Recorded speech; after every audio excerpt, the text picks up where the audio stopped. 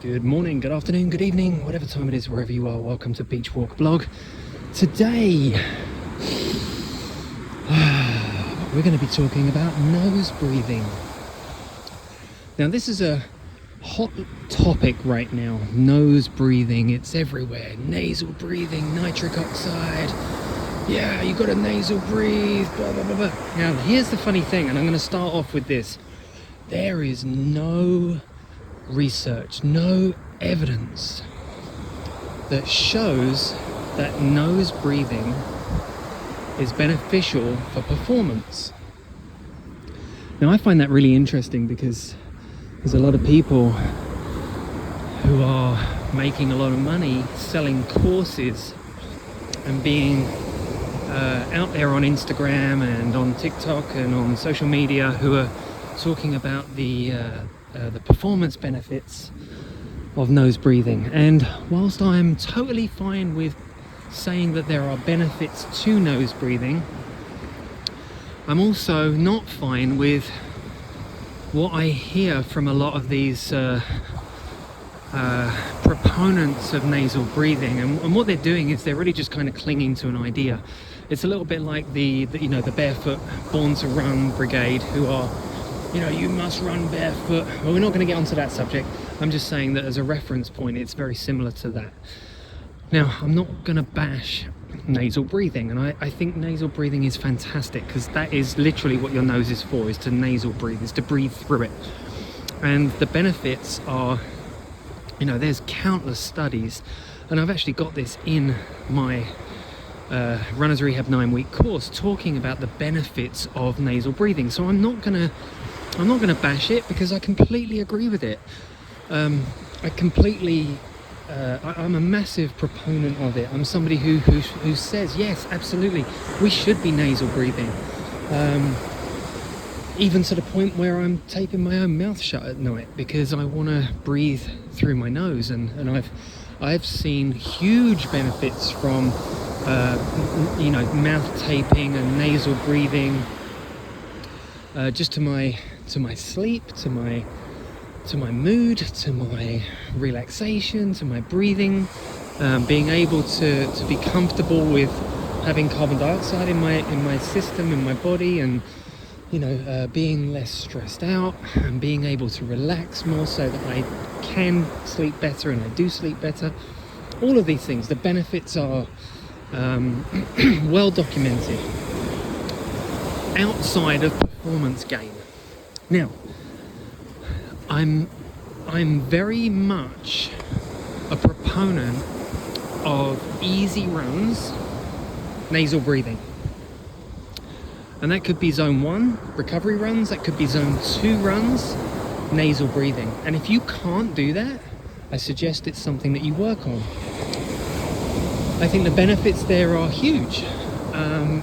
It's one of the benefits of nasal breathing is that it actually forces you to slow down. Now, that is where the performance gain may come in. Because if you are somebody who goes out there and does your zone 1, zone 2 runs, and you quite happily drop the ego and you go out and you do your zone 1, zone 2 runs, fantastic. You're doing exactly what you should be doing. You're going to plan. You're doing your zone 1, zone 2 runs. Now, if you're somebody who goes out there and says, oh yes, I'm going to work on my zone 2, and then next thing you know, you're in zone 4, and you're breathing hard, and you're gasping for air, you are somebody who will benefit from forcing yourself to nose breathe. You are somebody who will benefit from nasal breathing and forcing yourself to nasal breathe, because it will slow you down. It absolutely will slow you down. That oxygen hunger, as it's called, oxygen starvation. It's not actual oxygen starvation, because that doesn't happen. What it is the feeling that you're not getting enough air into your system, and that's just a feeling. It's a little bit like when I say it's not tight, it's taut. The feeling that you have is not feelings of tightness, it's feelings of sensation. And it's the same thing with this oxygen starvation. where you feel like you're not getting enough oxygen. Well, you are, because your blood is still saturated with oxygen. And it's a well-known fact that when I breathe in, if you're at sea level, like I am right now, of course, I think I might be 1 foot above sea level. But if you're at sea level, oxygen is at about 21%, I think it is. And I breathe in 21% oxygen, I breathe out about 17 to 18% oxygen. So I'm not using all of the oxygen that I breathe in. And that's the key, is knowing that the feeling that you are getting of this oxygen starvation is not true. It's not a real thing. It's not the thing that you feel is, oh, I can't get enough air, I must breathe harder, I must breathe deeper, I must open my mouth. That feeling is kind of like, it's just a feeling. It's not the reality of what actually is. And that's why I say it's a little bit like saying, oh, my hips feel tight. It's like, they don't feel tight, they feel a sensation, and you decide what that sensation is. And the chances are that you're actually putting the wrong word onto it. Or my calves feel tight, or my hamstrings feel tight. No, they feel sensation. You're deciding that sensation means tight. Okay? Same thing with this oxygen starvation. It's not oxygen starvation, it's air. It's air starvation. You feel like you're lacking air. Right? But it's not oxygen starvation. It's the build-up of CO2. Oh, this is pretty cool. We're getting a I think it's a B-52 bomber. Oh, let's just show that. Zoom in. Ooh, pretty cool. Wow. Spectacular. Pretty cool. So anyway, back to what we were talking about, which is nasal breathing. Now, what does nasal breathing do? Well, you've got these little glands in the back of your sinus, in the back of your nasal passage. And what they do is that when you breathe in through the nose, they get perturbed by the air that's coming in, and it stimulates them to release nitric oxide. And that nitric oxide is a good thing. And what it does is it helps to dilate the arteries, keeps your blood pressure down, which is a good thing, of course. If you're super stressed out, that's why nasal breathing is really relaxing, because it really does help to kind of stimulate those dilators, which is really helpful. Oh, I'm going to zoom in on this again. This is super cool. Wow, I can't believe I'm getting this air show while I'm out here on the beach. This is pretty cool. Whoop, whoop.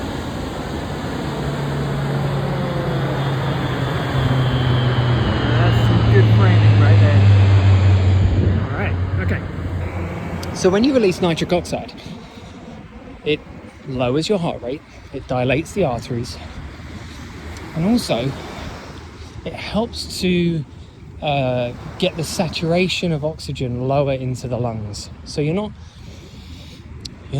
just breathing into the top of your lungs, you're actually breathing down into the bottom of the lungs, because the diaphragm is actually pulling down more. And that's really the key there, is if your breathing mechanics are kind of messed up, then you might be getting back pain, you might be getting hip pain, you might be getting some kind of shoulder or neck pain if your breathing mechanics are kind of faulty or not. You're spending a lot of time mouth breathing and your diaphragm doesn't do what it's supposed to do. And your diaphragm is a very key stabilizer to the spine. And it's interesting when you go to the fitness industry wants to stabilize everybody's spines with exercises like planks, and they want to stabilize the spines by doing all sorts of funky stuff. Really what you got to do is just breathe, and that's really the key there, is just breathing gets the diaphragm involved, and the diaphragm is the key breathing muscle. Like I said, not all the time. Of course, we do need to mouth breathe when we're going above our lactate threshold towards our VO2 max. But At all other times, we should really be breathing through our nose.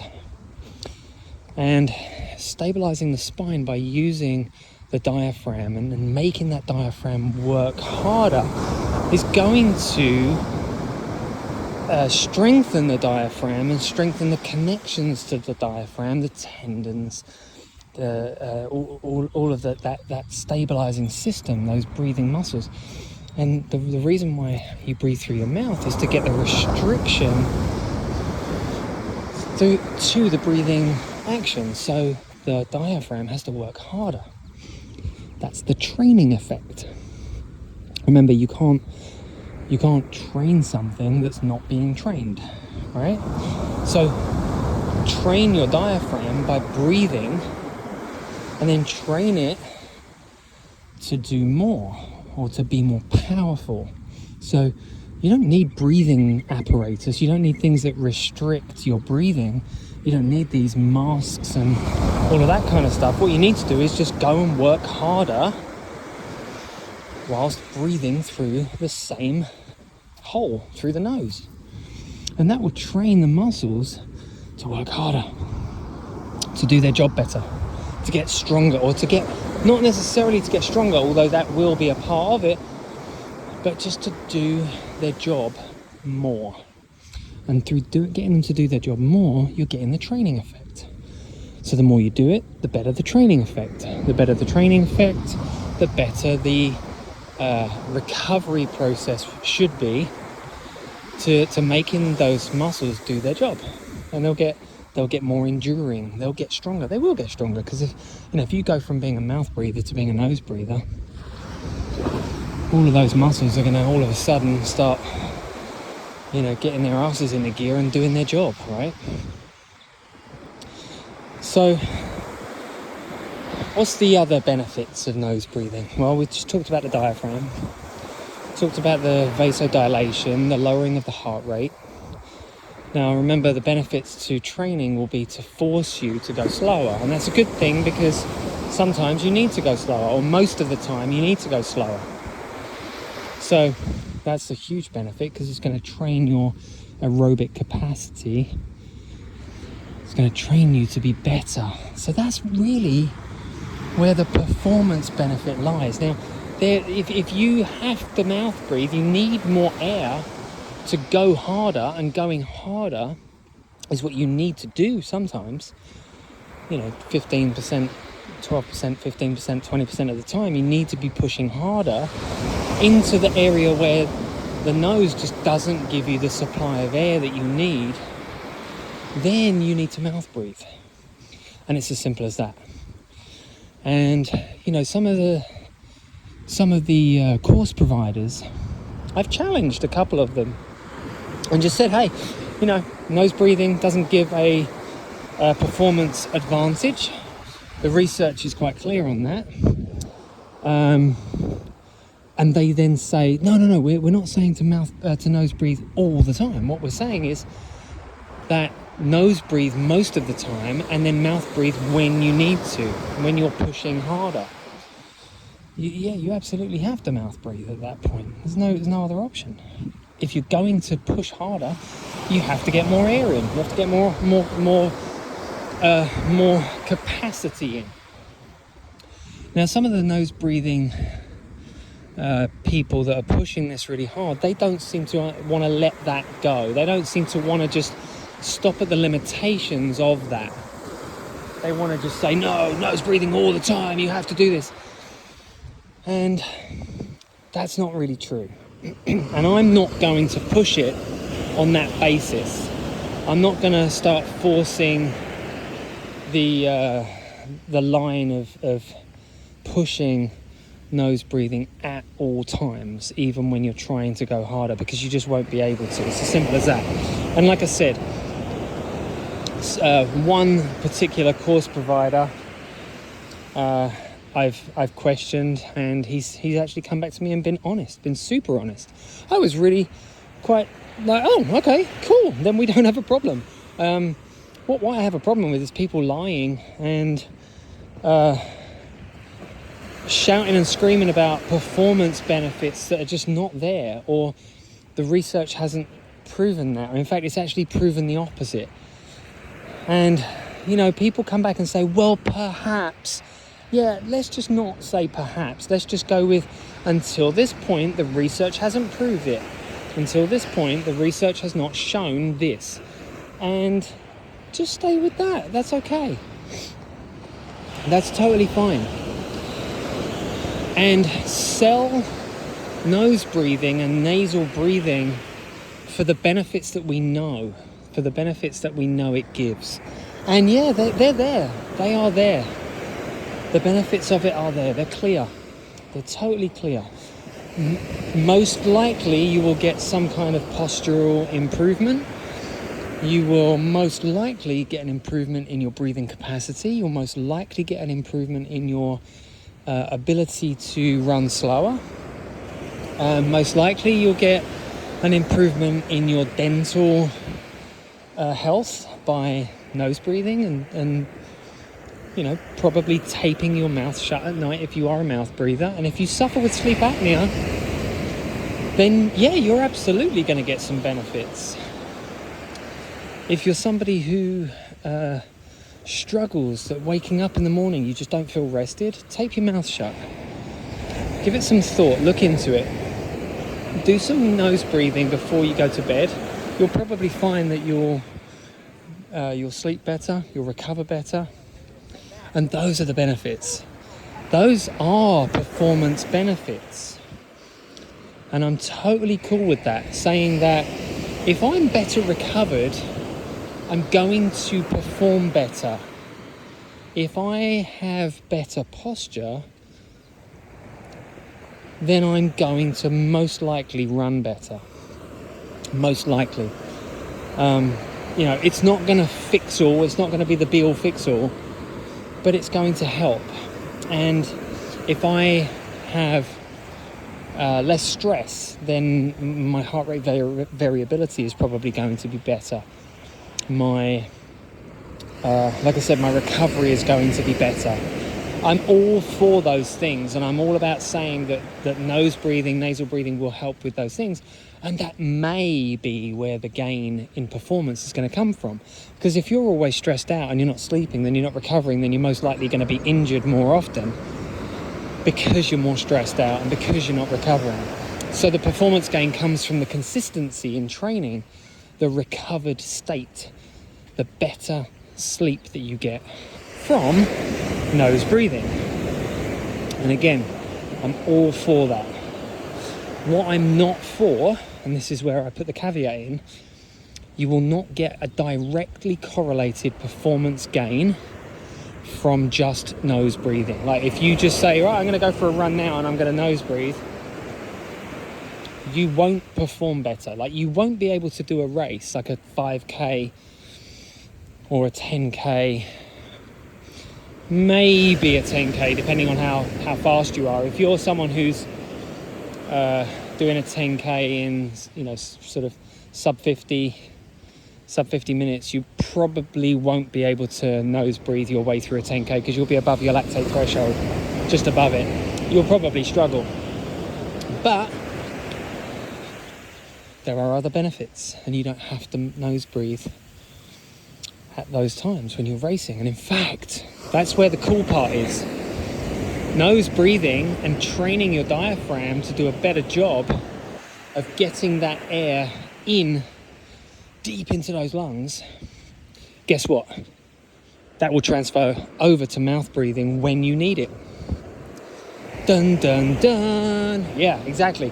When I get better at nose breathing, I will get better at mouth breathing. Dun, dun. Yeah, it's a bit like when you say, or when I say, squats won't strengthen your hamstrings, but strengthening your hamstrings will improve your squat. It's the same thing, because the hamstrings are an accessory muscle to the squat, but the squat doesn't train your hamstrings. It doesn't really use much of the hamstrings at all. That's why there's no training effect. That's why we say squats don't train the hamstrings. So it's the same thing with nose breathing, nasal breathing. It trains the diaphragm much, much better so that when you do mouth breathe, your diaphragm gets involved more, because it can. Because you don't need to use the chest and the shoulder muscles, the accessory muscles, as much. Now, there's one last thing that I'm going to say, is that the nose breathing society of people will say that nose breathing when you run will improve your running economy and your running efficiency. Now, that may be true, but that is also something that has not been shown or proven in the research. It will improve your running efficiency at levels which allow you to nose breathe. I'm going to say that again. It will improve your economy and efficiency of running at levels where it's possible to nose breathe. That does not transfer over to when you run faster. So if you're to do a 5k race, you won't get those same benefits of economy and efficiency because you're not running at the same level, right? So that's the specificity rule. You have to then run fast to run fast. You have to train yourself to run faster, to adapt to running faster. Running slow will not make you run fast. Running slow will give you the capacity to be able to train harder to run faster, right? So there's a lot of ifs, buts and maybes right there. So, don't get confused into thinking that this nose breathing is going to give you this, gigantic performance gain, because it won't. It's something to incorporate for sure. I absolutely agree with that. It's something to incorporate for sure. Breathing exercises, like I have in my course, breath squares, love them. They're brilliant. Do them. But they are not going to give you this gigantic leap in performance. And it's something that, if you're not used to going slow, it's going to force you to go slow until you've adapted and got used to that quote unquote oxygen starvation, that you get used to it, and then you'll be able to just be okay with it, and then you'll be able to run faster, dealing and feeling like it's okay. You're training your brain to just be okay with that feeling. You're training yourself to just be okay feeling oxygen deprived. But like I said before, you're not oxygen deprived. You just feel like you're oxygen deprived. It's harder. It's just, I don't like it. Now, last thing I'm going to say. Don't worry if it's a struggle. Don't worry if it's a struggle to nose breathe. When you start nose breathing, your nasal sinuses, your nasal passages, the muscles that actually cinch, they pull onto those nasal passages to increase and expand the capacity of the nasal passages, they have been not used very much. And when you start to nasal breathe, you're now using those muscles. They will get better at doing their job. All right, so imagine there's a muscle that's pulling on some tissue, that's pulling it, it's contracting to pull on the tissue to expand the passage. All right, that's what those muscles are doing. And if you haven't been a nasal breather, those muscles will have atrophied. They will have got weak, they will have got smaller, they will have atrophied. So just simply doing the nasal breathing drills that are in the course is going to help those muscles to improve at doing their job. And if they improve at doing their job, then they're getting a training effect, so they're getting stronger. Okay, they're getting better at increasing the nasal passage space, which will help you to feel less oxygen deprived. Now, I know I said that was the last thing. There is one more thing I'm going to say, which is that each person's nasal passage structure will dictate how easy or how difficult it is for you to nasal breathe. And there could be a lot of frustration attached to this nasal breathing, and I know that from personal experience. When I go out and I nasal breathe and I run, I'm running at a pace it's okay for me to nasal breathe. If I all of a sudden find, oh God, this is getting really hard, that's probably because I've increased my speed unknowingly, or maybe because I'm going uphill. So all you got to do is just say to yourself, I'm just going to run. and I'm going to run at a pace where nasal breathing is possible and it's comfortable. That's it. Now that might make you go a lot slower, and if it did and if it does, then you probably needed it. If it didn't and it doesn't, then maybe your nasal capacity is better than you thought it was. Maybe it's a lot better. Maybe you didn't realise how big those nasal passages actually are, So it's you never know. You never know how big they are until you test them and try them. So, give it a go. Don't live your life by it. Do it in your training. Incorporate it into your training. You will get a benefit because your diaphragm will get worked harder, and that's a good thing. That's a great thing. Do it. You will get a benefit because of all the benefits that are there. Okay? But you don't have to go crazy about it and start stressing about it. This is not something to be worrying about. Oh, I can't do it. Oh, just do it. Just go and train it. Go for a walk. But firstly, go for a walk. If you're really struggling, go for a walk and do a walk run. Okay? And keep your mouth shut. Don't do what I'm doing and be talking into a video. All right? Give it a go. Give it a try. And most importantly, have fun with it. All right? Take care. Talk to you soon. Bye.